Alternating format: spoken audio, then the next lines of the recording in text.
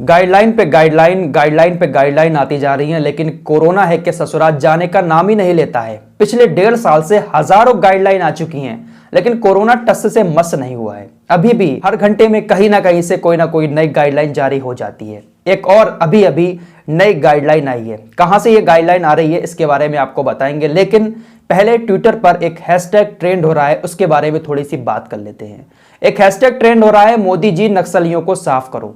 इस हैशटैग के ट्रेंड होने की वजह शायद आप लोग अब तक सुन चुके होंगे। छत्तीसगढ़ के अंदर नक्सलियों ने तकरीबन हमारे देश के 2 दर्जन सिपाहियों को शहीद कर दिया। 2 दर्जन सिपाही हमारे देश के शहीद हो गए नक्सलियों के हाथों। क्या है पूरा मैटर, नक्सलियों ने कैसे हमला किया, आप लोग अब तक शायद खबरों में सारी चीजें सुन चुके होंगे। मैं इस पर बात नहीं करूंगा, मैं बात करूंगा देश के जवानों के शहीद होने के बाद हो रही राजनीति के ऊपर। हमारे देश में सब कुछ बंद हो सकता है, लेकिन राजनीति हमारे देश के नेताओं की बंद नहीं हो सकती। चाहे कैसे भी हालात हों, राजनीति जरूर होगी। सबसे पहले आप लोगों को एक वीडियो के बारे में बता देते हैं। इस हमले के बाद ये वीडियो सोशल मीडिया पर काफी ज्यादा वायरल है और इस वीडियो को लेकर लोग बीजेपी के ऊपर निशाना साध रहे हैं और इस हमले का जिम्मेदार बीजेपी को कहीं ना कहीं ठहरा रहे हैं। प्रशांत किशोर, इनका एक इंटरव्यू सोशल मीडिया पर वायरल हो रहा है। इंडिया टुडे के राहुल कंवल को इन्होंने ये इंटरव्यू दिया था। राहुल कंवल ने पूछा कि पश्चिम बंगाल के अंदर बीजेपी को कितनी सीट मिलेंगी, तो प्रशांत किशोर ने कहा कि 100 से कम सीट पश्चिम बंगाल में बीजेपी को मिलेंगी। इसके बाद प्रशांत किशोर ने कहा कि अगर हमारे देश में किसी तरीके का कोई हमला नहीं होता है, हमारे देश की फौज पर, आर्मी पर, किसी भी आर्मी पर अगर हमला नहीं होता है, तो बीजेपी को 100 से कम सीटें मिलेंगी पश्चिम बंगाल के अंदर। और अगर किसी तरीके का हमला हमारे देश की आर्मी पर हो जाता है तो बीजेपी 100 से पार निकल सकती है। यह बात उन्होंने आज से 1 महीना पहले 3 मार्च 2021 को कही थी।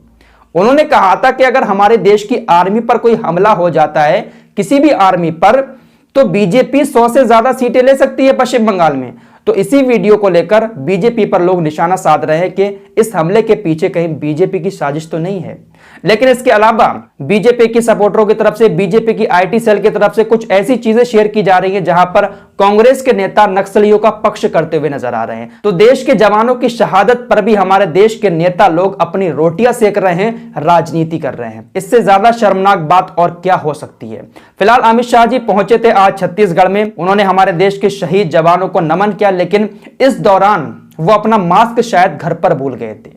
जितनी भी तस्वीरें अमित शाह जी की सामने आई हैं, वो किसी भी तस्वीर में मास्क लगाए हुए नजर नहीं आ रहे हैं। सोशल मीडिया पर लोग ये सवाल उठा रहे हैं कि आखिर अमित शाह जी मास्क क्यों नहीं लगाते हैं। हमारे देश के अंदर कोरोना चल रहा है, लेकिन अमित शाह जी हैं हर जगह बिना मास्क के ही नजर आते हैं। तो सोशल मीडिया पर लोग इन तस्वीरों को लेकर सवाल उठा रहे हैं। फिलहाल अब गाइडलाइन की तरफ चलते हैं। उत्तर प्रदेश में धारा 144 लागू कर दी गई है।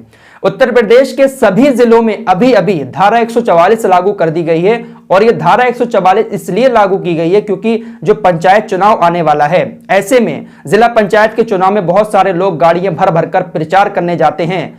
तो यह कहा गया है कि चुनाव के दौरान सिर्फ 5 लोग ही प्रचार कर सकते हैं। 5 से ज्यादा लोग इकट्ठे होकर कोई भी सभा नहीं करेंगे, चुनावी सभा। चुनावी सभाओं को ध्यान में रखते हुए पूरे उत्तर प्रदेश में धारा 144 लागू कर दी गई है। तो भाई साहब, अगर आप अपना प्रचार करने निकलते हैं तो जाहिर सी बात है आपके ऊपर सख्त कार्रवाई कर दी जाएगी।